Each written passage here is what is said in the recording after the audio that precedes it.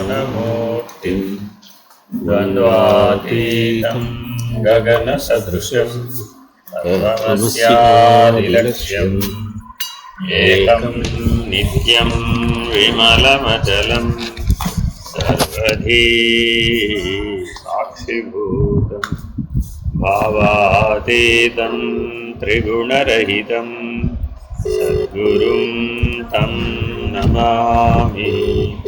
नमो ब्रह्मादिभ्यो ब्रह्मविद्यासम्प्रदायकर्तृभ्यो वंश ऋषिभ्यो महाभ्यो नमो गुरुभ्यः।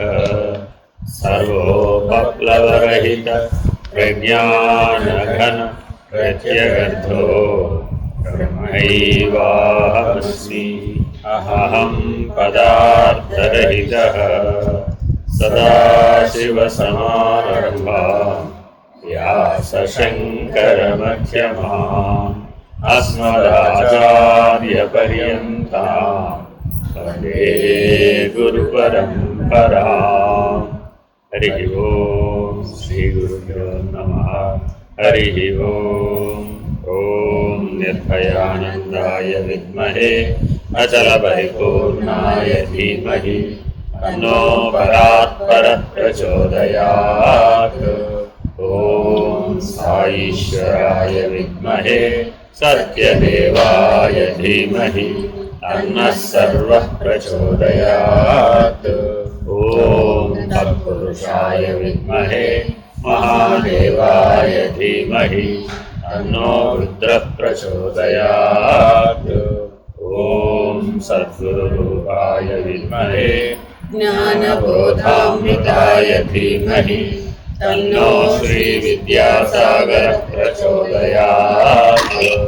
ॐ स्वात्मानन्दाय विद्महे अचलपरिपूर्णानन्दाय धीमहि तन्नो देशिकेन्द्रः प्रचोदयात्। ॐ नमस्कन्दाय विद्महे ऋषिसाक्षात् धीमहि तन्नो रमणः प्रचोदयात्। हरिः ओं श्रीगुरुभ्यो नमः। हरिः ओं। వేదాంత సిద్ధాంత కౌముది అనే గ్రంథాన్ని మనం పరిశీలిస్తున్నాం. మనం ఎన్నో సూత్రం దాకా వచ్చామండి? 15. లక్ష్యే క్వాప్యవర్తనమసంభవః యథా తేషామేవ విభుత్వం. లక్షణము లక్ష్యమందు ఎంత మాత్రమును వర్తింపకుండుట అసంభవం. ఉదాహరణ, జీవులు విభువులు అనుట. జీవుడు ఈశ్వరుడు అనడం అనేది అసంభవం. అద్వైతం ఏం చెప్పింది? జీవేశ్వరో అభిన్నః జీవో బ్రహ్మైవ నాపరః ఏకం సత్ బ్రహ్మ సర్వం ఖల్విదం బ్రహ్మ అని చెప్పి ఈ 4 వాక్యాలు కలిపితే అద్వైతం. జీవేశ్వరో అభిన్నః జీవో బ్రహ్మైవ నాపరః ఏకం సద్ బ్రహ్మ సర్వం ఖల్విదం బ్రహ్మ అని 4 ఉపనిషత్ వాక్యాలను ఆధారంగా చేసుకుని బ్రహ్మమును ఆత్మను అభేదత్వాన్ని అన్వయాన్ని నిర్ణయించారు. ఆ 4ంటిని ఈ ఒకే ఒక సూత్రంతో ఖండిస్తున్నాడు. ఏమయ్యా, లక్ష్యంలో నువ్వు చెప్పినటువంటి లక్షణాలు గనక లేకపోయినట్లయితే అప్పుడు అది అసంభవం కదా. ఉదాహరణ చెప్తా చూడండి. ఇప్పుడు ఇవాళ ఒక అమ్మాయి పుట్టింది అనుకోండి. ఆవిడెవరు అని అడిగాం, ఏం చెప్తారు? ఇవాళ ఒక ఆవిడ పుట్టిందండి, ఒక అమ్మాయి పుట్టింది. ఈవిడెవరు అని అడిగాం అనుకోండి, ఏం చెప్తావు? సమాధానం ఏం చెప్పాలి? ఈవిడెవరు అంటే ఆవిడని అడుగుదామా? ఆవిడేం చెప్తుంది? ఇప్పుడే పుట్టిన ఆవిడ ఎవడు చెప్తుంది? ఏం చెప్పలేదు. కానీ ఈవిడెవరంటే ఏం చెప్పాలి సమాధానం? వాళ్ళ అమ్మాయి అండి అన్నాం. ఒక ఆన్సర్ కరెక్టేనా కాదు? ఇంతలో వాళ్ళ అమ్మమ్మ వచ్చింది, వాళ్ళ మనవరాలండి అన్నాం. వీళ్ళ అమ్మాయి కరెక్టా, వాళ్ళ మనవరాలు కరెక్టా? అదేలాగా ఒకరున్నారా? ఇప్పుడు ఇద్దరున్నారా? అక్కడ ఒకరున్నారా? ఇద్దరున్నారా? ఇద్దరున్నారు అక్కడ. ఒకరు అమ్మాయి, ఒకరు మనవరాలు. ఇంతలో వాళ్ళ అత్తగారు వచ్చింది. బ్రతికుండే అవకాశం ఉందా లేదా? ఆవిడ ముని మనవరాలండి బాబు. అన్నాం. ఇప్పుడు ఒకరా ఇద్దరా ముగ్గురా? ఒకరా ఇద్దరా ముగ్గురా? ఒకరే. అంతేనా కాదా? ఒకరన్నాలా ముగ్గురన్నాలా? ఇప్పుడు నేను ముగ్గురనే ఒప్పుకుంటాను. ముగ్గురంటేనే ఒప్పుకుంటాను నేను, అంతే. ఒకడంటే నేను ఒప్పుకోను. ఎందుకని? ఇప్పుడు 7 భేదాలు చూసుకోండి. వస్తుగత భేదం ఉందా లేదా? లేదుగా. సప్తధాతు నిర్మిత శరీరమే. నువ్వు ఈ అమ్మాయిని ఎవరిని అంటున్నావు? ఆ శరీరాన్నే అంటుంది. అంతేనా కదా? ఆ శరీరము, ఆ ప్రాణము, ఆ మనస్సు, ఆ బుద్ధి, ఆ చైతన్యం ఎవరి నుంచి వచ్చినాయి? వాళ్ళ అమ్మ నుంచి వచ్చినాయి. వాళ్ళ అమ్మకే శరీరం, ప్రాణం, మనసు, బుద్ధి, చైతన్యం ఉన్నాయో, ఈ అమ్మాయి కూడా ఏమున్నాయి? అవే ఉన్నాయి. వస్తు భేదం ఉందని నిరూపించగలవా? ఇప్పుడు లేదు. కొన్ని వ్యవహార భేదం ఉందని నిరూపించగలవా? అది లేదు. ఎందుకని? అమ్మాయి స్త్రీనే, ఈవిడ స్త్రీనే. అమ్మాయి ఆ స్త్రీ అనే లక్షణం సహజంగానే ఉంది. వ్యవహార భేదం కూడా ఉండే అవకాశం లేదు కదా. అంతేనా కదా? కాబట్టి వస్తు భేదం లేదు, వ్యవహార భేదం లేదు. పోనీ వాళ్ళ అమ్మమ్మ దగ్గరికి చూద్దామా? వస్తు భేదం లేదు, వ్యవహార భేదం లేదు. వాళ్ళ అత్తగారు ఇంకా తాతమ్మ దగ్గరికి చూద్దామా? అక్కడ కూడా వస్తు భేదం లేదు, వ్యవహార భేదం లేదు. సరే, ఇంకేముంది మరి? అనుభవ భేదం ఉందమ్మా. అనుభవ భేదం ఉండే అవకాశం ఉందా? ఉండే అవకాశం ఉందా లేదా? ఎందుకని? ఇప్పుడే పుట్టింది ఈవిడ. ఆవిడేమో ఇప్పుడు 90 ఏళ్ళు. ఆ తాతమ్మకి ఎన్నేళ్ళు? 90 ఏళ్ళు. ఈ అమ్మమ్మకి 60 ఏళ్ళు. ఈ అమ్మకి 20 ఏళ్ళు. కొన్ని 40 ఏళ్ళు. ఎన్నో కొన్ని. ఈ నలుగురి మధ్య అనుభవ భేదం ఉందా లేదా మరి? ఎందుకే? ఇప్పుడే పుట్టిన అమ్మాయికి 90 ఏళ్ళ ఆవిడకి జీవితం ఒకటేనని చెప్పగలవా? ఒకే అనుభవం ఉందని చెప్పగలవా? అనుభవ భేదం వచ్చేసి.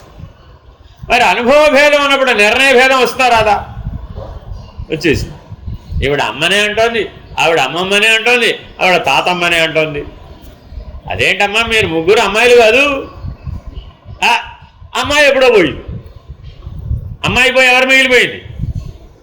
ఈవిడకి అమ్మ మిగిలిపోయింది, ఆవిడకి అమ్మమ్మ మిగిలిపోయింది, ఆవిడకి తాతమ్మ మిగిలిపోయింది.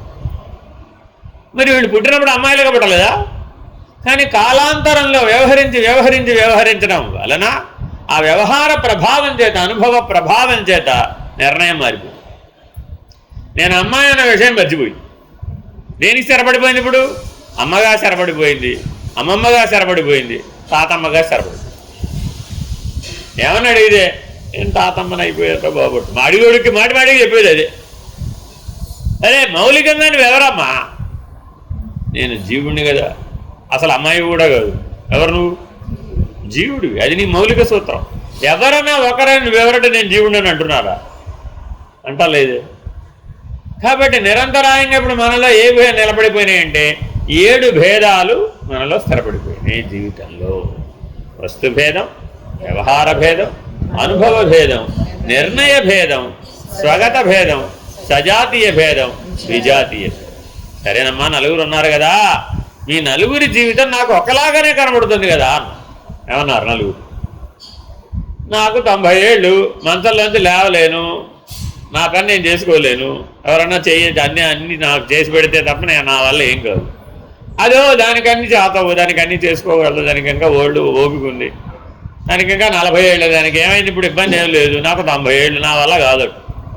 ఇప్పుడు ఆ 40 ఏళ్ళ ఆవిడ జీవితం, ఈ 90 ఏళ్ళ ఆవిడ జీవితం ఒకటేనంటే అప్పుడు వాళ్ళిద్దరు ఒప్పుకుంటారా? ఒప్పుకోరా? అదేంటమ్మా? సజాతీయ భేదం. ఇద్దరూ స్త్రీలే, ఇద్దరూ అమ్మలే, ఇద్దరూ అమ్మలే, ఇద్దరూ వ్యవహార భేదం ఏమీ లేదు, అనుభవ భేదం లేదు, ఏమి లేకపోయినా ఇద్దరు జీవితం ఒకటేనమ్మా అంటే అబ్బే కాదు, మా ఇద్దరి జీవితం ఒకటే అలా అవుతుందండి. అది కోటీశ్వరరాలు, నేనేమో ఆ స్థాయి లేదు. అదేమో బోల్డ్ PhD దాకా చదువుతుందండి, నేను 1వ క్లాసు చదువుకున్నాను. మా అప్పుడు ఎక్కడ ఉన్నాయండి స్కూళ్ళు? మేము ఏమైనా స్కూల్కి వెళ్ళామా పెట్టామా? అని తాతమ్మ. మరి ఇప్పుడున్న ఆవిడ బీటెక్ చదువుకుంది, ఇంజనీరింగ్ చదువుకుందండి బాబు. మా మనవరాలు ఎట్ట గొప్ప చదువుకుందో. నేను 1వ క్లాసు వెళ్ళలేదు, నాకు దానికి పోలిక అక్కడ, దానికి అన్నీ తెలుసు. మరి ఇప్పుడు ఇద్దరు ఒకటేనా కాదా? ఒకటేనా కాదా? సామాన్య లక్షణం ద్వారా ఒకటే, విశేష లక్షణం ద్వారా వేరే. మనం విశేష లక్షణాన్ని మాత్రమే గుర్తిస్తున్నాం తప్ప సామాన్య లక్షణాన్ని మనం పట్టించుకోం. సామాన్య లక్షణాన్ని మాత్రమే పట్టించుకున్నప్పుడు అద్వైతం వస్తుంది, విశేష లక్షణాన్ని పట్టించుకున్నప్పుడు ద్వైతం విశిష్టాద్వైతం వస్తాయి. దేవుడికి 4 చేతులు ఉండాలా 40 చేతులు ఉండాలా?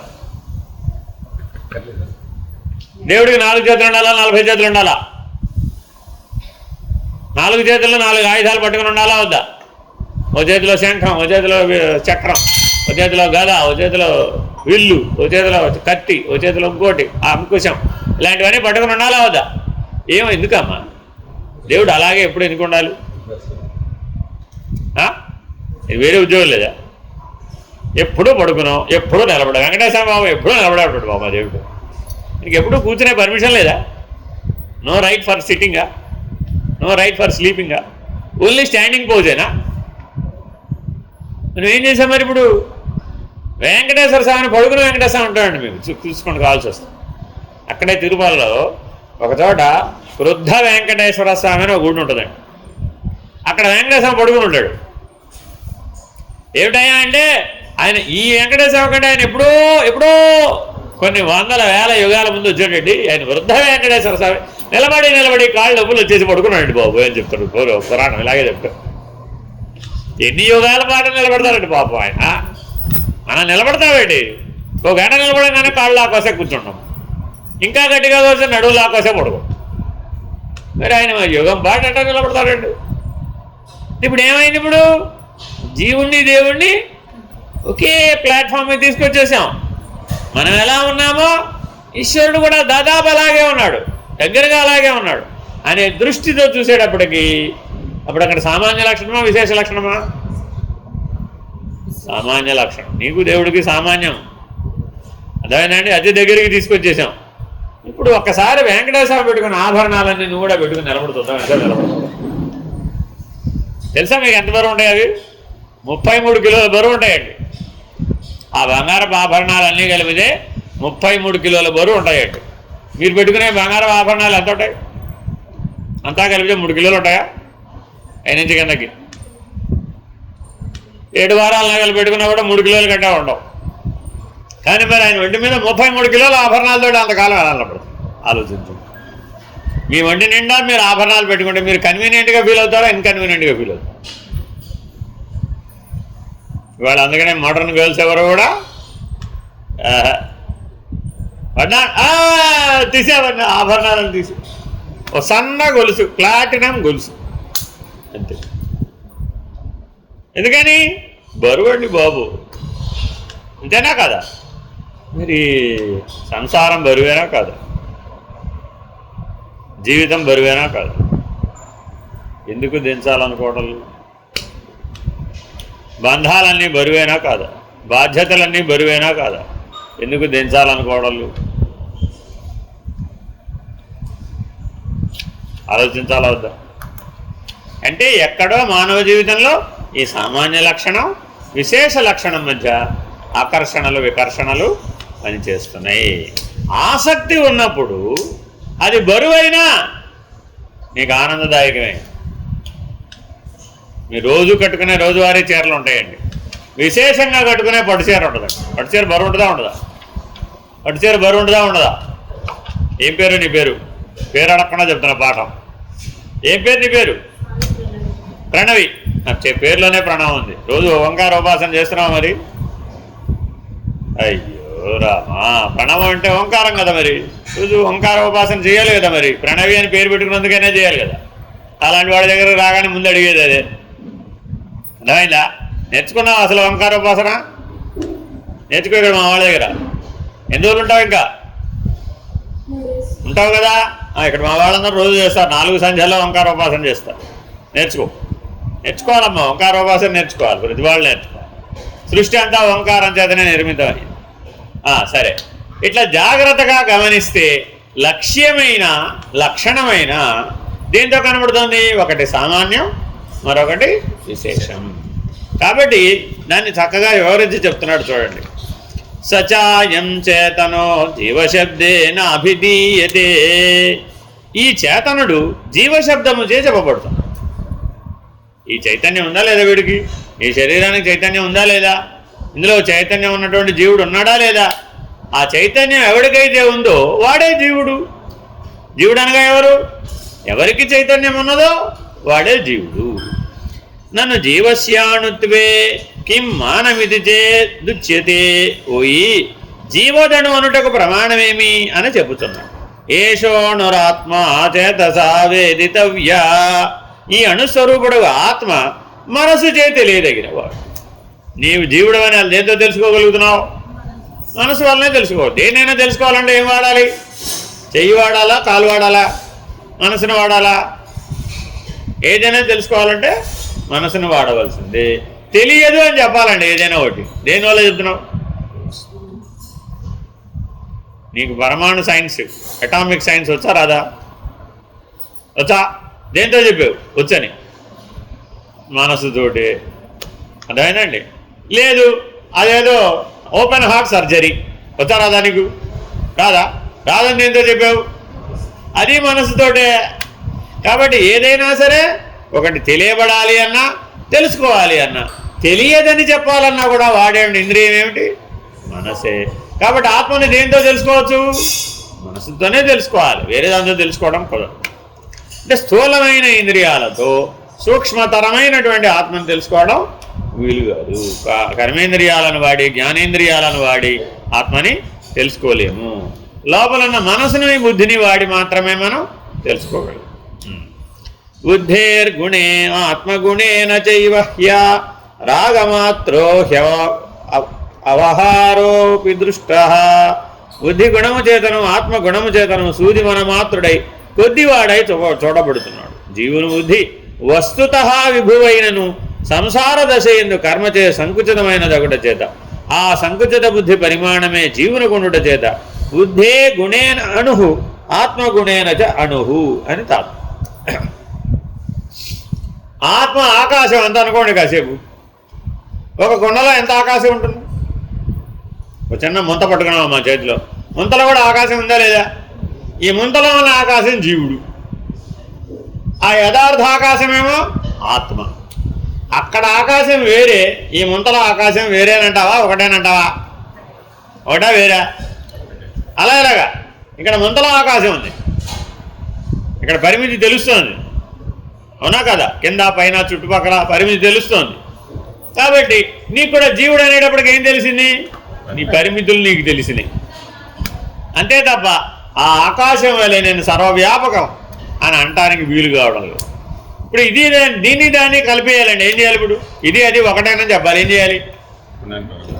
కొండ పగలేయాలి. అంతే. కొండ పగలేస్తే ఇందులో ఉన్న ఆకాశం అంటే అందులో ఉన్న ఆకాశంతో కలిసిపోయింది. కొండలో ఉన్నంతసేపు ఆకాశానికి బంధం ఏర్పడింది. కొండ పగలేస్తే ఆకాశం కాస్త మహాకాశంలో కలిసిపోయింది. కాబట్టి ముక్తి వచ్చింది. కరెక్టేనా కాదు? దానికోసం కొండ పగలేయడం ఎందుకురా బాబు? కొండలో ఉన్న ఆకాశం, బయట ఉన్న ఆకాశం, కొండ బయట ఉన్న ఆకాశం ఒకటేనని చెప్పడానికి బుద్ధిని వాడితే సరిపోతుంది కదా? సరిపోదా? ఈయన వాళ్ళ నాన్నగారు అబ్బాయి పోలికలు చూసి చెప్పొచ్చుగా. అలా కుదరదండి. ఈయన హార్టు, ఈయన కిడ్నీ, ఈయన లివరు, ఆయన హార్టు, ఆయన కిడ్నీ, ఆయన లివర్ అన్నీ ఓపెన్గా కట్ చేసి అక్కడ ఎదురుకుండా పెడితే అప్పుడు రెండు నేను పరిశీలించి ఒకటేనంతే తెలుస్తానండి అన్నాడు అన్నాడు. వీళ్ళిద్దరు ఉన్నట్టా పోయినట్టప్పుడు ప్రయోజనం లేదు కదా అప్పుడు. మరి అందువలన ఈ రకమైనటువంటి విశేష లక్షణం దృష్ట్యా చూసినప్పుడు ఏమైంది? కుండ దృష్ట్యా ఆకాశాన్ని చూసాడు. ఆకాశం అక్కడ ఇక్కడ సామాన్యమైతే కొండ విశేషం. విశేషం దృష్ట్యా చూసేటప్పటికి ఏమైంది? పరిమితే ప్రధానమైపోయింది. కానీ మరి ఆ పరిమితులు ఏమీ లేవు అసలు. వాస్తవానికి ఆకాశానికి ఏం పరిమితి ఉంది? ఏ పరిమితి లేదు. ఓ చిన్న ముంత పక్కన పెద్ద కొండ పెట్టామండి. కొండలో ఉన్న ఆకాశం పెద్దదా, ముంతలో ఉన్న ఆకాశం పెద్దదా అన్నాం. ఏది పెద్దది? కొండ పెద్దదా, ముంత పెద్దదా అని అడగాల? కొండలో ఉన్న ఆకాశం పెద్దదా, ముంతలో ఉన్న ఆకాశం పెద్దదా అని అడగాల? వస్తుభేదం ఇప్పుడు దేనికి ఉంది? పరిమితికి, విశేష లక్షణానికి ఉంది. వ్యవహార భేదం దేనికి ఉంది? విశేష లక్షణానికి ఉంది. సామాన్య లక్షణానికి ఏం భేదం లేదు. అర్థమైందండి? ఓ కొండలో, దీనికి ఉదాహరణ చెప్తాం మీకు. ఓ కొండలో నీళ్లు పోసామండి. ఆ కొండ పేరేమిటి? నీళ్ల కొండ. పాలు పోస్తే, నెయ్యి పోస్తే నేతి కొండ. అంతేనా కాదా? కళ్ళు పోస్తే, విషం పోస్తే అంతే. అంతేనా కాదా? ఏమండి అందులో పాలు పోసినప్పుడు ఆ కొండలో ఉన్న ఆకాశాన్ని పాలు మింగేసింది కదా. మరి ఆకాశాన్ని పాలు మింగేసిందా, పాలని ఆకాశం మింగేసిందా? ఆకాశాన్ని పాలు తొలగించిందా, పాలే ఆకాశాన్ని తొలగించిందా? అలానే అక్కడ ముందు ఒకటి ఉంది కదా, అక్కడ ఆకాశం ఉందా లేదా? ఆ ఆకాశాన్ని ఈ పాలు పోయటం వలన ఆకాశం తొలగిపోయినా తొలగిపోలేదా? నిండుగా పోసేసాడండి. ఇప్పుడు అందులో ఇంకేం ఆకాశం లేదు. ఇప్పుడు ఆకాశం లేదన్నావా? పాలు ఆకాశం కలిసిపోయినాయి అన్నావా? పోనీ దాన్ని తొలగించలేదు, దీన్ని తొలగించలేదండి, రెండు అలాంటి వాటి కలిసిపోయినాయి అన్నావా? పాలల్లో ఆకాశం కలిసిపోతుందా? పోనీ ఆకాశంలో పాలు కలిసిపోయినాయి అన్నావా? అలా కూడా కరెక్ట్గా అనిపించడం లేదు. పోనీ కొండే పాలు ఆకాశాన్ని పట్టి ఉంచిందని చెప్దామా? పక్కకు పడిపోకుండా కొండ పాలని ఆకాశాన్ని పట్టి ఉంచిందండి అన్నావా? ఏది చెప్పినా అది విరుద్ధ ధర్మమే అక్కడ కనబడుతుంది. కాబట్టి విశేష లక్షణాలన్నీ విరుద్ధ ధర్మంతో చెప్పబడుతున్నాయి. సరే, కాబట్టి సంకుచిత బుద్ధి పరిమాణమే జీవుడు. విశేషమనే సంకుచితమనే లక్షణం ద్వారా చూడడం చేత మనం జీవుడు అవుతున్నాం.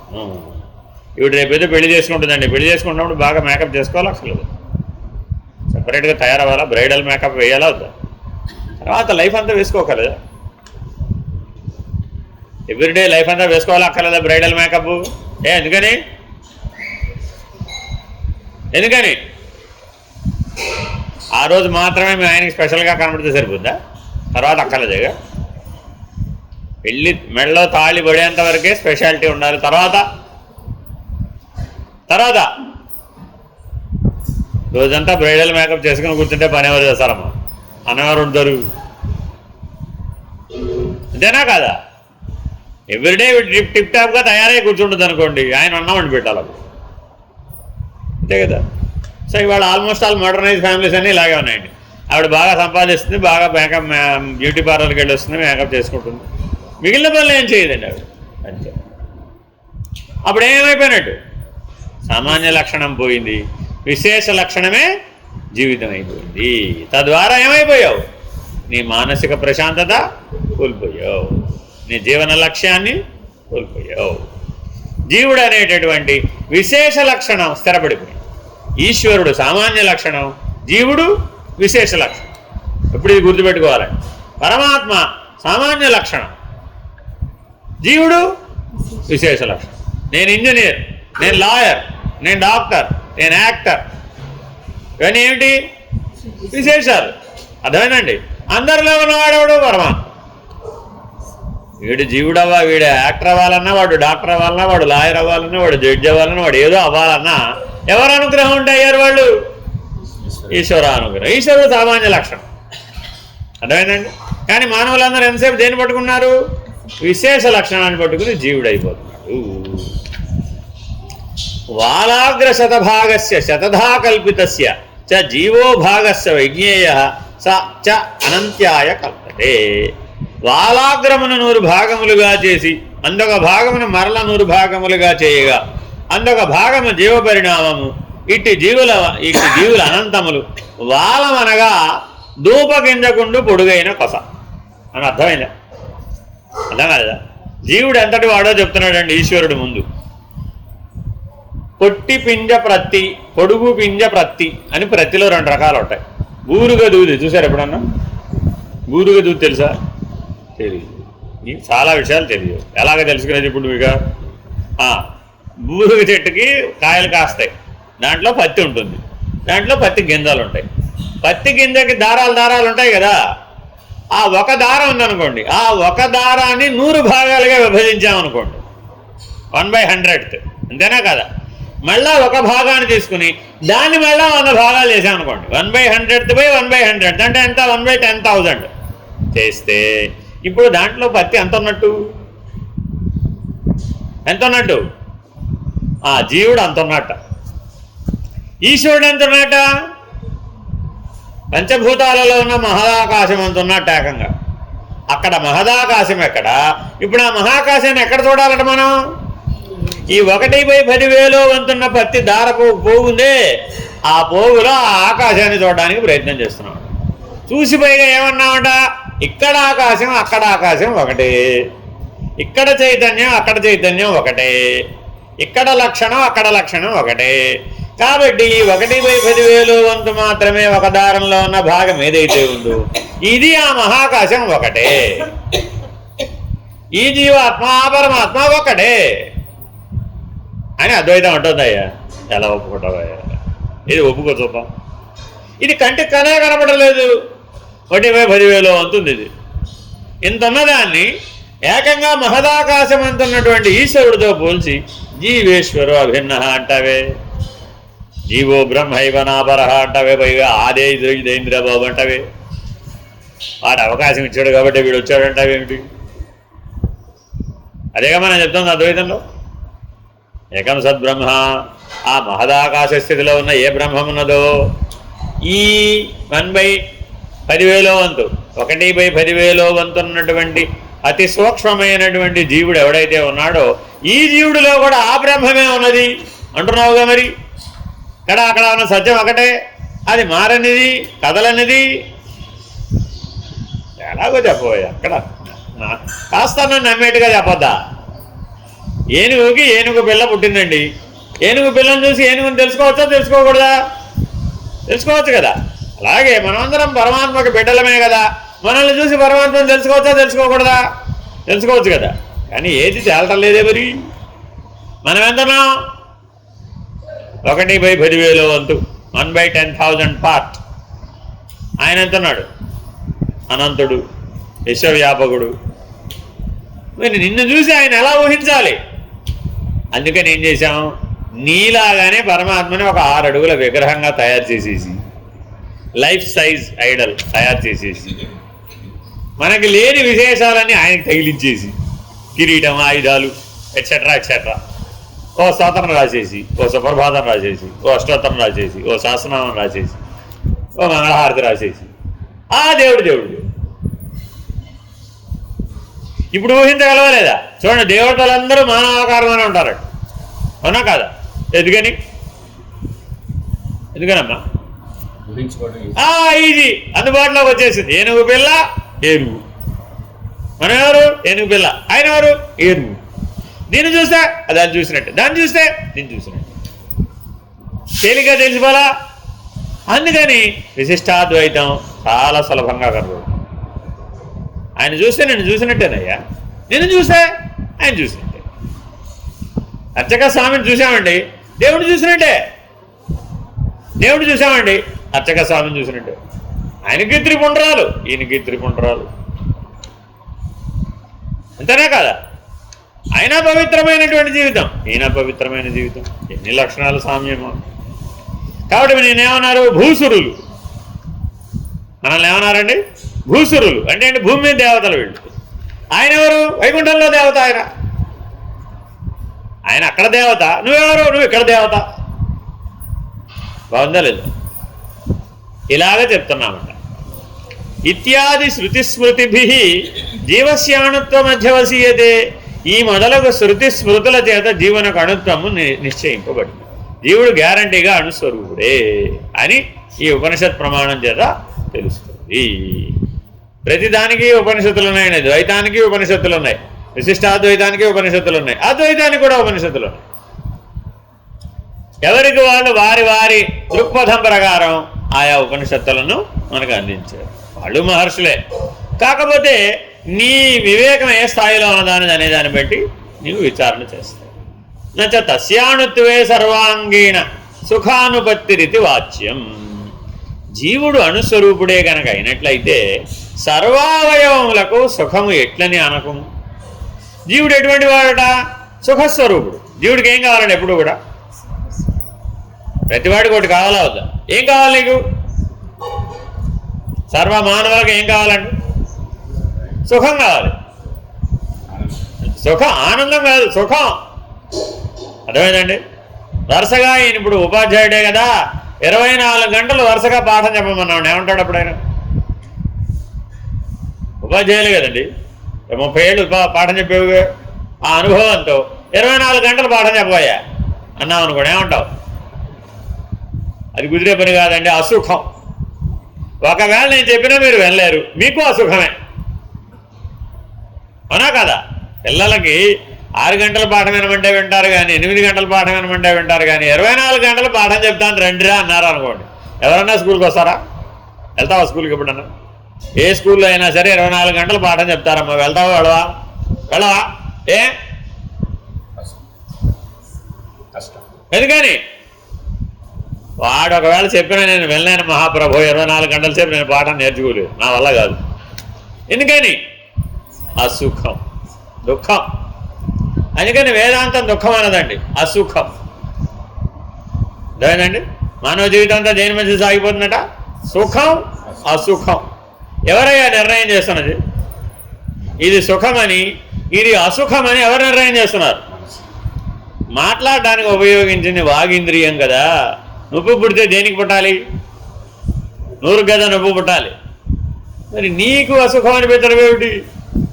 నువ్వు అణుమాత్ర స్వరూపుడివి, అదేనా కదా? ఇందులో నువ్వు ఎలా అంటున్నావు?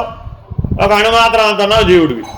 కానీ మరి ఆ జీవుడైన అణుమాత్రమైనటువంటి జీవుడు నాకు అసుఖమో మర్రో అని గోల్పడుతుంది. మరి ఇప్పుడు ఆ జీవుడు మన శరీరం అంతా వ్యాపించి ఉన్నాడా లేదా? అణుస్వరూపుడే కానీ వ్యాపక ధర్మాన్ని కలిగి ఉన్నాడా లేదా? అట్టి వ్యాపక ధర్మం చేత అతడు సామాన్యుడై ఉన్నాడు. సర్వుల శరీరమును, అన్ని శరీరములందు ఎవరున్నారయ్యా? ఆ జీవుడే ఉన్నాడు. ఏం కోరుతున్నాడయ్యా? ఆ సుఖాన్నే కోరుతున్నాడు. ఏ వ్యవహారమైనా దేనికోసం? సుఖం కోసమే. కాబట్టి ఆత్యంతిక సుఖం శాశ్వత దుఃఖ నివృత్తి. జీవుడికి ఏం కావాలండి? శాశ్వతంగా దుఃఖం ఉండకూడదు, తరిగిపోయినటువంటి సుఖం ఉండాలి, ఆత్యంతిక సుఖం. ఇంకేముండాలి దాంతోపాటు? పరమానంద ప్రాప్తి. జీవుడికి ఎన్ని కోరికలు ఉన్నాయండి? 3 కోరికలు. నువ్వు ఎన్నన్నా చెప్పు, ఎంత వ్యవహారం జీవుడికి ఎన్ని యుగాల పాటు వ్యవహరించినా సరే జీవుడికి ఒక 3 లక్షణాలు, లక్ష్యాలు. ఏమిటండి అది? ఒకటేమో ఆత్యంతిక దుఃఖ నివృత్తి, 2 పరమానంద ప్రాప్తి. అర్థమైందండి? Very very important. జీవ లక్షణాలు అంటారు వీళ్ళు. ఈశ్వర లక్షణాలకు వచ్చాం, అక్కడేమైంది? అసలు దుఃఖమే లేదు. కాబట్టి ఆయన ఆత్యంతిక దుఃఖ నివృత్తి కోసం ఏం చేయక్కర్లా. పరమానంద ప్రాప్తి, పరమానందములను పొందడానికి ఏం ప్రయత్నం చేయక్కర్లా. ఎందుకని? ఆయన స్వరూపమే ఆనందం. కాబట్టి ప్రయత్న సాధ్యమయ్యేటటువంటివి ఏవి కూడా అక్కడేమీ లేవు. కాబట్టి అక్కడ ఏ వ్యవహారము లేదు, అవ్యవహారి. పరమాత్మ ఏమిటి చేస్తున్నాడంటే ఏమీ చేయడం లేదు. ఎందుకని? కేవల స్వరూపుడుగా ఆనందంగా ఉన్నాడంతే. కాబట్టి మానవులందరికీ లక్ష్యం ఎవరయ్యా? ఆ ఆనంద స్వరూపమే.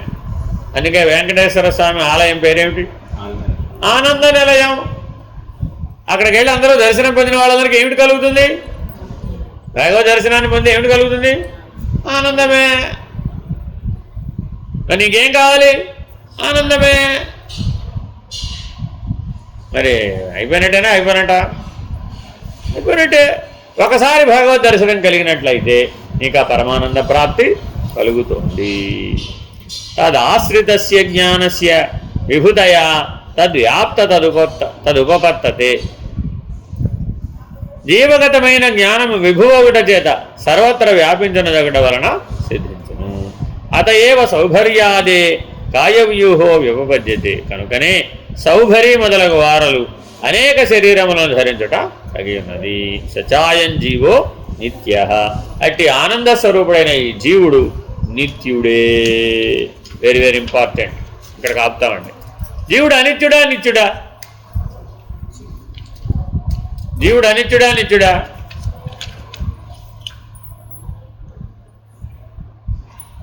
జీవుడు అనిత్యుడా నిత్యుడా? అద్వైతం ప్రకారం అనిత్యుడు. మరి జీవో బ్రహ్మైవ నాపరహ అన్నప్పుడు బ్రహ్మము నిత్యమైనట్లయితే జీవుడు కూడా నిత్యుడే అవ్వాలి.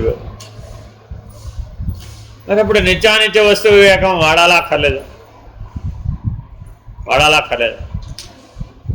మరి అక్కడ వస్తువు అంటే ఏమిటి? నిత్యానిత్య వస్తు వివేకంలో వస్తువు అనగా ఏమి? వస్తువు అనగా ఏమి?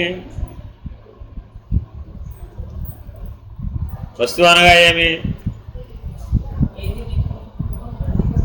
అవునమ్మా, నిత్య అనిత్య వివేకం అనాలి వాస్తవానికి. కానీ ఏమన్నాం? నిత్యానిత్య వస్తు వివేకం అన్నాం. అక్కడ వస్తువు ఏమి? అక్కడ వస్తువు ఏమి?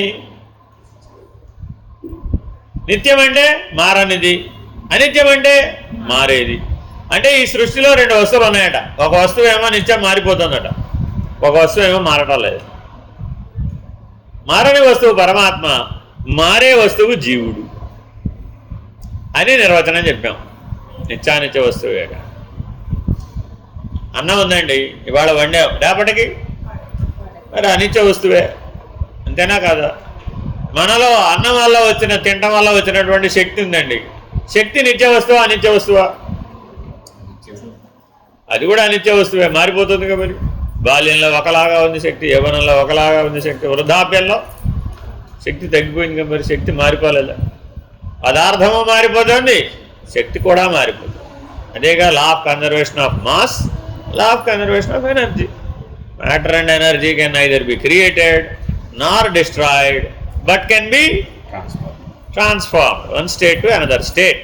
కొట్టి ట్రాన్స్ఫార్మ్డ్ అంటే లాభంలా, transformed from one state to another state. అంటే ఘనస్థితి నుంచి ద్రవస్థితికి కానీ, ద్రవస్థితి నుంచి వాయుస్థితికి కానీ మనం పదార్థాన్ని, శక్తిని మార్చవచ్చు, వినియోగించుకోవచ్చు. సాలిడ్, లిక్విడ్, ఫ్లూయిడ్ అనే స్టేట్కి మనం మార్చవచ్చు, దాన్ని వినియోగించుకోవచ్చు. కానీ దాని యొక్క మౌలిక లక్షణాలు మాత్రం ఏం మారవు. హైడ్రోజన్ హైడ్రోజనే, ఆక్సిజన్ ఆక్సిజనే, హీలియం హీలియమే, క్లోరిన్ క్లోరినే, ఫ్లోరిన్ ఫ్లోరినే. ఏమన్నా మారిపోతాయా? సొలిడిఫై చేసాం NaCl, దాని లక్షణాలు మారిపోయినాయా? మారలేదు.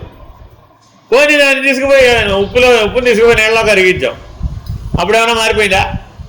కరిగించినప్పుడు మారలేదు. పోనీ వేడి చేసి ఆవిరి చేసాం, అప్పుడేమైనా మారిపోయిందా? అప్పుడు ఏం మారలేదు. స్టేట్ మారిందే కానీ దాని మౌలిక లక్షణాలు మారలేదు. కాబట్టి అది నిత్యమే. పదార్థము నిత్యమే, శక్తి కూడా నిత్యమే అనేసాం. కరెక్ట్. ఇప్పుడే కదా తెలుసా, ఆక్సిజన్ ఎప్పుడు ఆక్సిజన్గానే ఉంది. సోడియం క్లోరిన్ సెపరేట్ చేసినప్పుడు సోడియం దాని లక్షణాలు ఏం మారిపోలేదుగా. కాంపౌండ్గా అయినాయి, మిక్చర్ అయినాయి, ఎలిమెంట్గా ఉన్నాయి. ఎలిమెంట్ అయితే ఏమిటి, దాని లక్షణాలు దానికే ఉన్నాయి, దాని వ్యాలెన్సీ దానికే ఉంది, దాని అటామిక్ ఫ్రీక్వెన్సీ అంతే ఉంది, దానికి ఏమి మారలేదు.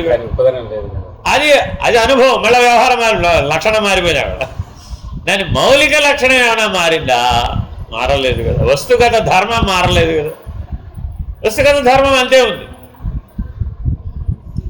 ఏ ఉప్పు అయినా నిప్పులో వేసామంటే చటాపటా పేలింది, దానికి ఏమి ఆ తేడా ఏమి లేదు. లవణాలు చాలా ఉన్నాయి, 12 లవణాలు ఉన్నాయి, 12 లవణాలు. మరి ఏ రకమైనటువంటి ఉప్పుని తీసుకుపోయి అందులో వేసినా కూడా ఆ చటాపటా పేలింది. ఎందుకైనా దాని లక్షణం అంతే. దాంట్లో ఉన్న నీళ్ళు ఉంటాయి, ఆ నీళ్ళ వల్ల చటాపటా పేలుతుంది. కాబట్టి పదార్థము నిత్యమే, శక్తి నిత్యమే, సాక్షి నిత్యమే అన్నప్పుడు మాత్రమే అది బ్రహ్మ పదార్థమైంది. పదార్థమ నిత్యం, శక్తి నిత్యం, సాక్షి మాత్రమే నిత్యం అని విచారణ దృక్పథంతో చెప్పిన దాన్ని అనుభవం వచ్చేటప్పటికి ఏం చేశాం? తిప్పి రాశాం. మళ్ళా ఆ బ్రహ్మమే ఈ జగత్తుగా ఉన్నది, ఈ జీవుడుగా కూడా ఉన్నది. అందుకని తత్వమసి మహావాక్యోపదేశం అయ్యే వరకు కూడా నీవు చేసేటువంటి విచారణలు సరైనవి కావు. అంటే మహావాక్య నిర్ణయ పద్ధతిగా చూస్తే అంతా నిత్యమే, అసలు అనిత్యానికి స్థానం లేదు. అంతా ఆత్మే, అనాత్మకి స్థానమే లేదు. అంతా సత్తే, అసత్యకి స్థానమే లేదు. అంతా ఉన్నది దృక్స్వరూపమే, అసలు దృశ్యానికి స్థానమే లేదు. రెండు లేవు అక్కడ. ఉన్నది నిత్యమే, ఉన్నది సత్యమే, ఉన్నది ఆత్మే, ఉన్నది బ్రహ్మమే, ఉన్నది దృక్కే, అసలు వేరే లేవు. ఏ దృష్టిలో చూస్తే? తత్వమసి మహావాక్యం దృష్టిలో చూస్తే. కానీ మరి తత్వమసి మహావాక్య దృష్టి అన్నిటికీ పనికొస్తుందా? వంట చేస్తున్నావమ్మా, ఉప్పు అయితే ఏమిటి, పంచదార అయితే ఏమిటి, కానీ కాఫీలో ఉప్పు వేసేసావు. ఏమైపోతుందంటావు? అంతా బ్రహ్మమే కదా. వర్కౌట్ అయిందా? వస్తుగత భేదం ఉందా లేదా? ఉంది. వ్యవహార భేదం ఉందా లేదా? ఉంది.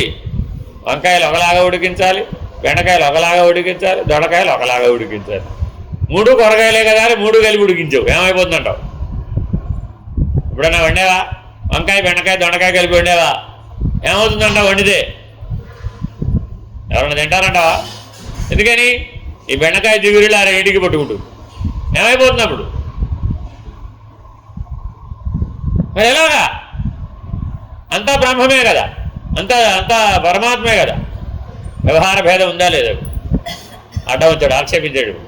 వస్తు భేదం, వ్యవహార భేదం, అనుభవ భేదం, అంతేనా కదా? మంచినీళ్ళు తాగే బదులు నూనె నెయ్యో తాగేసావమ్మా, దాహం వేసిందని, ఏమవుతుంది? ద్రవ పదార్థమే కదా. 1 లీటర్ మంచినీళ్ళు తాగే బదులు 1 లీటర్ నెయ్యి తాగేసావమ్మా, ఏమైపోతుంది? కదా. అదే దాహం తీరిపోవాలి కదా. తిరిగిపోవాల్సిన ఏమైపోయింది? దాహం పెరిగిపోయింది. ఎంత పెరిగిపోయింది? 10 లీటర్ల మంచినీళ్ళు తాగినా సరిపోదు. లీటర్ నెయ్యి తాగిన తర్వాత ఆ దాహం తగ్గించాలంటే 10 లీటర్ల నీళ్ళు తాగినా కూడా ఆ దాహం చల్లారదు. పోయమంటుంది, ఇంకా పోయాయి 20, 30, 40, 50 లీటర్లు పోయాయి, అప్పుడు కానీ చల్లారు. ఇప్పుడు మనం గారెలు కానీ, అరిసెలు కానీ, పూర్ణాలు కానీ, బజ్జీలు కానీ బాగా తినేసామనుకోండి, ఏమైపోతుంది? విపరీతమైన దాహం. 10 రెట్లు నీళ్ళు పోస్తే కానీ అది తాగదు. మరి అనుభవ భేదం ఉందా లేదా? ఇప్పుడు సరే, లడ్డూలు తయారు చేయాలి కదా. లడ్డూలు తయారు చేయాలంటే మరి బూందీ నూనెలోనేగా వేయాలి, నూనెలోనో నెయ్యిలోనో వేయాలి. నీళ్ళలో వేద్దాం. నీళ్ళలో వేస్తే బూందీ వస్తుంటావు బయటికి ఎక్కడన్నా? రాదా? ఎందుకని? నీళ్ళలో వేయగానే శనగపిండి కాస్త అందులో కలిసిపోతుంది.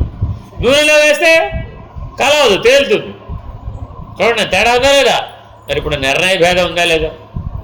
వస్తు భేదం, వ్యవహార భేదం, అనుభవ భేదం, నిర్ణయ భేదం. ఆలోచించండి, ఉందా లేదా? సజాతీయ భేదం. అంతా బ్రహ్మం అంటాడు, ఏమిటో నాకు అర్థం కాదు. ఎలాగో చెప్పు. ఒక ఏనుగు చనిపోయిందమ్మా, ఆ ఏనుగు చనిపోయిందా అని అనేక మృగాలు తినేవా? ఇది బయట ఆటవిక న్యాయంలో సహజమే కదా, ఇది అడవిలో సహజమే, ఇదేనా కాదా? మరి సింహం ఏనుగుని చంపి తింటాం ధర్మమే, అది వేటాడింది కాబట్టి. మరి మిగిలిన జీవులు ఒట్టి పుణ్యానికి వచ్చి తినిపోవడం కరెక్ట్ అనట? సజాతీయ భేదం, విజాతీయ భేదం, స్వగత భేదం. అందులో ముఖ్యంగా నక్కలు ఉన్నాయనుకోండి, అవి చివరికి వస్తాయట. అన్నీ తినేసి వెళ్ళిపోయిన తర్వాత చివరికి వచ్చేది ఏమిటంటే నక్కలు, కుక్కలు, నక్కలు, అవి చివరికి వస్తాయి. వాటికంటే చివరికి వస్తాయి రాబందులు. ఏమిటంటే అవి అస్థిగతై, ఎముకలకు అంటుకున్నటువంటి చిట్ట చివరి భాగాలు ఉంటాయే, అవి తినడానికి వస్తాయట. అవి చాలా సులభం కదా. ఎందుకని? వేటాడక్కర్లేదు, కష్టపడకుండా తినేవన్నమాట ఇవి. కుక్కలు, నక్కలు, రాబందులు వేటాడబట్టు. ఎవరో వేటాడతాయి కదా, ఆ వేటాడి అవి తినేసి పోగా మిగిలిన ఉంటాయి కదా, ఆ మిగిలిన వాటిలో వీటి ఆహారాన్ని వెతుక్కుంటాయి. మరి ఇప్పుడు ఇలా ఎన్నో రకాలుగా సృష్టి ఎన్ని భేదాలతోనో కనబడుతుంది కదా. ఆహార సముపార్జన చూస్తేనే, ఇంకా జీవితం అంతా చూస్తే ఆయా జీవులు పుట్టిన విధానం కానీ, పెరిగిన విధానం కానీ, చనిపోయే విధానం కానీ, వాటి సంసారాన్ని పునరావృత్తి చేసే విధానంలో కానీ అన్ని భేదాలు కనబడుతుంటే అన్నీ ఒకలాగా ఉన్నాయంట. నాకంతా ఒకలాగానే ఉందండి అంటాట. నాకెక్కడా భేదం కనపడలేదండి, అంతటా ఒకటే కనపడుతుంది నాకు అంట అద్వైతి. విశిష్టాద్వైతి, ద్వైతి ఏం చెప్పారు ఇప్పుడు? ఏదో అసలు చూపెట్టు, నాకు అన్నీ భేదాలే కనపడదు. మీ విష్ణువు వేరే, మా శివుడు వేరే, మీ అమ్మగారు అసలు ఆవిడతో మాకు పడదండి బాబు. మేమెక్కడా, మీరు ఆవిడెక్కడ? ఆవిడ అంతా నాలుగు బయట పెట్టుకుని ఖాళీ, ఇప్పుడు భయంకరంగా మెడలో బుర్రెల మాల వేసుకుని, ఏమిటో ఆకారం ఏమిటో ఆ విధానం ఏమిటో. మా విష్ణుమూర్తి చూడండి ఎంత ప్రసన్నంగా ఉంటాడు, ఎంత హాయిగా ఉంటాడు, ఎంత ఆనందంగా ఉంటాడు. ఏమిటో మీ శివుడు ఏమిటో, ఆ తాండవం ఏమిటో, ఈ అమ్మవారు ఏమిటో, ఈ తాండవం ఏమిటో, మీ గొడవ మాకు ఎప్పటికీ అర్థం కాదండి బాబు. మా అనంత పద్మనాభుడు హాయిగా నిద్రపోతుంది. ఎంత ప్రశాంతంగా ఎంత ప్రసన్నంగా ఉంటాడు మా వెంకటేశ్వర స్వామి. ఎప్పుడన్నా మీ వాళ్ళలాగా హడావిడి ఉందా? ఏమిటో మీ హడావిడి నాకు అర్థం కాదు. ప్రతి చోట ఏమున్నాయండి ఇప్పుడు? సామాన్య లక్షణం, విశేష లక్షణం. ఏమండి? ఆహార నిద్రాభయమైదునంచ పశుభిర్నరాణం సమాన. ఒక్క సూత్రంతో తగ్గొట్టేసాడు మొత్తం అంతా. ఏమయ్యా, ఏ జీవి అయినా సరే ఆకలి సమానమే కదా. ఆహారం వేరుండవచ్చేమో కానీ ఆకలి సమానమే కదా, అలసట సమానమే కదా, విశ్రాంతి సమానమే కదా. జననం ఏ జీవి అయినా ఆ తల్లి గర్భంలో నుంచి రావాల్సిందే కదా. తల్లి దగ్గరని కాకుండా వేరే రకంగా వచ్చిందా? సమానం కాదంటే ఆకాశంలో చూడబడ్డది అదేమన్నా. ఏ జీవి అయినా సదరు మాత్ర గర్భం నుంచి రావాల్సిందే కదా. ఏ జీవైనా ఆ ప్రకృతి నుంచి పంచభూతాల నుంచి శరీరాన్ని సంపాదించుకోవాల్సిందేగా. ఆరో భూతం ఎక్కడైనా తెస్తావా? తెలియవు. ఏ జీవిలోనైనా అంతటా వ్యాపకం, ఆ శరీరం అంతటా వ్యాపకమై ఉన్న నేను ఆ జీవమే కదా. ఆ నేను లేదా కాల్లో నేను వేరే, తల్లో నేను వేరేనంటావా? అంటానికి లేదు కదా. కాబట్టి సామ్య దృష్టి చేత చూస్తేనేమో అన్ని సామ్యములే కనబడ్డాయి, భేద దృష్టి చేత చూస్తే అన్ని భేదములే కనబడ్డాయి, విశేష దృష్టి చేత చూస్తే అన్ని విశేషములే కదా. కాబట్టి దృష్టిని సరిచేయవలనే కానీ సృష్టిని సరిచేయరాదు. మనం ఏం చేస్తున్నామండి? అందరూ సమానం, అందరూ 4 అడుగులే ఉండాలి. ఇప్పుడు తల తీసేయాలా, కాళ్ళు తీసేయాలా? ఎలాగా వీలవుతుందా? ఈ సమానత్వం వర్కౌట్ కాదు. అంతేనా కాదండి? అందరినీ 4 అడుగులే ఉండాలంటే అర్థమైనా? మీకు కూడా దేశస్తులు ఉన్నారండి, almost all average height 4 feet 5 feet ఉంటుంది. అందరూ సమానంగా ఉండాలన్నాడు వాళ్ళ దేశ నాయకుడు. ఇప్పుడు ఏం చేయాలి? కష్టం కదా. కాబట్టి జాగ్రత్తగా గమనిస్తే సమత్వ దృష్టి చేత మనం సాధించవచ్చు. అందుకని దీనికి ఉపనిషద్ వాక్యం ఏంటండి? దృష్టిం జ్ఞానమయం కృత్వా పశ్యేత్ బ్రహ్మమయం జగత్. ఇది అపరోక్షానుభూతిలోనూ వాక్యం. ఈ సూత్రం చేత మనం బ్రాహ్మీభూత స్థితిని ఎక్కడైనా పొందవచ్చు. ఉదాహరణ చెప్తా మీకు. పరమహంస స్వామి రామకృష్ణ పరమహంస గారు, అర్థమైందండి, ఒక కేశవ చంద్రసేన్ అని ఆయన ఇంటికి వెళ్తారు. ఆ రోజుల్లో విద్యావంతుడు, ఆ రోజుల్లో పండితుడు. వాడి ఇంటికి పిలిస్తే వెళ్తాడు. వెళ్ళేటప్పటికి అక్కడ ఎదురుగుండా గోడ మీద మా అమ్మవారి ఫోటో ఉంటుంది. అంతే, నిలబడ్డవాడు నిలబడేట సమాధినిష్ఠుడు అయిపోతాడు. 1 గంట బయటికి రాడు, అలా నిలబడిపోతాడు అంతే, శిలా విగ్రహాలు. ఈ లోపల వాళ్ళు మళ్ళీ బయటకు వచ్చేస్తాడు. మరి మహానుభావులు వస్తే ఏం చేస్తారు? ఆతిథ్యం ఇస్తారు కదా. టీ తాగుతూ ఉంటారు. టీ తాగుతూ ఉంటే పక్కన ఎవరో భగవత్ ప్రసంగాన్ని మాట్లాడుకుని ఉంటారు అన్నమాట, దేవుడి గురించి. ఆ ప్రసంగం వినగానే ఈ టీ ఇలాగే ఉండిపో, అలాగే మళ్ళీ సమాధి వేస్తాడు. ఇలా చూస్తాడు కేశవ చంద్రసేన్. ఎంత భాగ్యవంతుడిగినా, ఎంతో కష్టపడి హిమాలయాల గుహల్లో కూర్చుని, చెట్టు త్వరలో కూర్చుని తలకిందులుగా తపస్సు చేసి ఈ సమాజ నిష్ట కోసం నానా కష్టాలు పడుతున్నారే. ఈయనకి భగవన్ నామం వినపడితే చాలు, భగవంతుడు కనబడితే చాలు, చిత్రం కనబడితే చాలు, మనిషిలో చూశాడు. ఇటు తిరిగి కేశవ చంద్రసేన వైపు చూశాడు. ఆయన కేశవ అనగానే సమాధినిష్ఠుడైపోయాడు అంతే. అందుకని ఆయన పూర్తి పేరు పిలిచి కేశవ అని పిలిచాడు. కేశవ అని పిలవగానే సమాధినిష్ఠుడు. ఎందుకని కేశవ అనగానే విష్ణుపూర్తి కనబడదు. ఫినిష్డ్. మనం అందరం దేవుడి పేర్లే పెట్టుకున్నాం కానీ మనకి ఎప్పుడన్నా దేవుడు కనపడ్డాడు.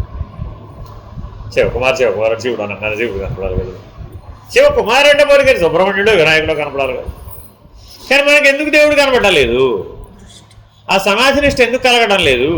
ఆ సాక్షాత్కారం ఎందుకు కలగడం లేదు? దృష్టి బాగుపడలేదు.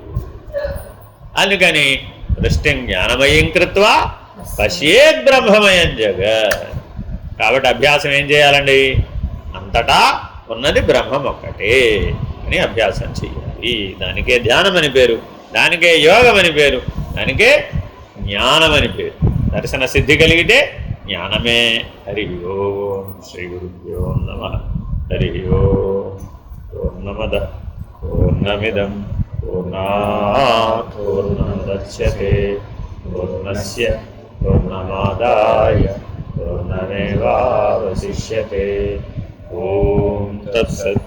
ఓం శాంతి శాంతి శాంతి.